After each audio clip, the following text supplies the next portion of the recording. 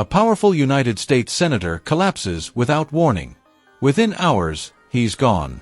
And now, for the first time, doctors are revealing exactly what killed him. This is the story of Senator Lindsey Graham's sudden death, and the preliminary medical findings that are only now coming to light.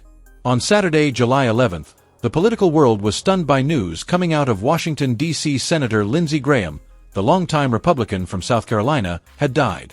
His office described it simply as a brief and sudden illness. He was 71 years old. There was no warning, no long battle with illness that the public knew about. One day he was serving as a sitting United States Senator, deeply involved in the business of Congress, and the next, his family was asking the country for prayers and privacy during what they called an incredibly difficult time. For a full day, the exact cause of his death remained a mystery, leaving both his colleagues and the public searching for answers.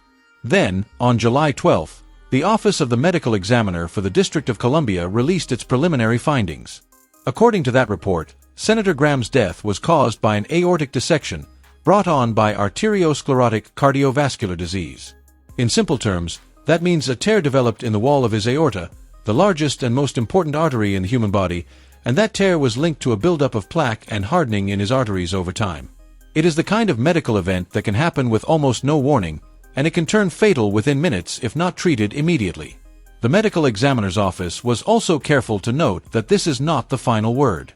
The official death certificate is still listed as pending, and it will remain that way until all toxicology results and microscopic tissue testing are fully completed. Only then will the cause and manner of death be formally and permanently classified. To understand the scale of this loss, you have to understand who Lindsey Graham was. He had represented South Carolina in the United States Senate for more than 2 decades, building a reputation as one of the most recognizable and outspoken Republican voices in the country. He was in the middle of a campaign for a 5th term in office, having already secured his party's nomination back in June. He was expected to face Democratic nominee Dr. Annie Andrews in the general election this November. His death didn't just end a life, it also threw South Carolina's political landscape into sudden uncertainty. Reactions poured in almost immediately from across the political spectrum. Fellow South Carolina officials called him a true statesman and a dedicated public servant. Governor Henry McMaster ordered flags at the state capitol to be lowered to half-staff in his honor.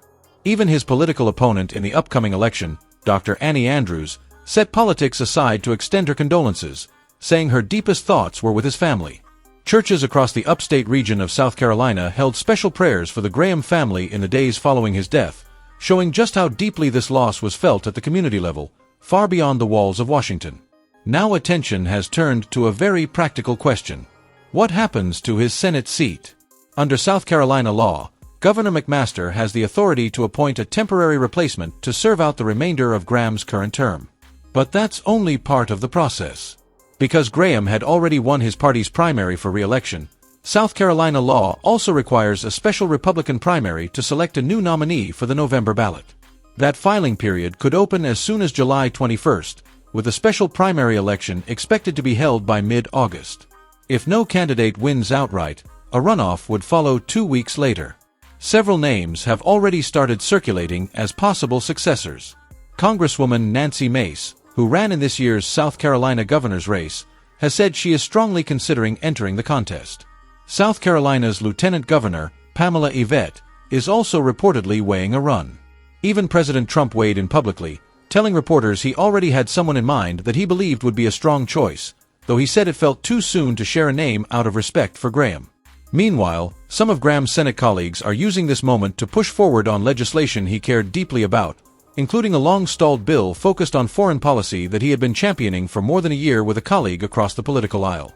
What makes this story so striking is just how fast it all happened.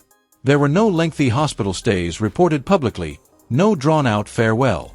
A sitting senator, actively running for re-election and engaged in the daily work of Congress, was gone within what his office called a brief and sudden illness. It's a sobering reminder of how quickly heart-related conditions like aortic dissection can escalate, even in people who appear outwardly active and engaged in demanding public roles.